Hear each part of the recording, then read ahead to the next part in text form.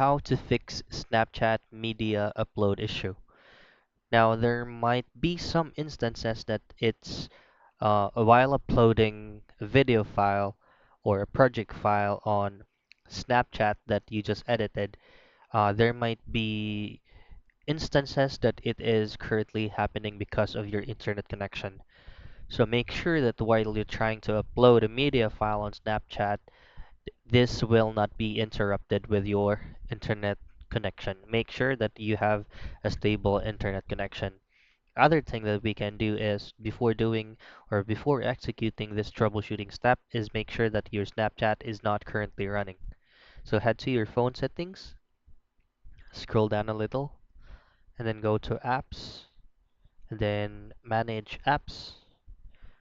From here, look for Snapchat. Now all I have to do from here is just clear all data, manage space, clear all data, and clear all cache. Now once you've done this process and then it's still not working, now you'll have to uninstall the application and reinstall it again and try to rerun your Snapchat account. Before you do that, you'll just have to make sure first that your Snapchat is updated to the latest version as possible.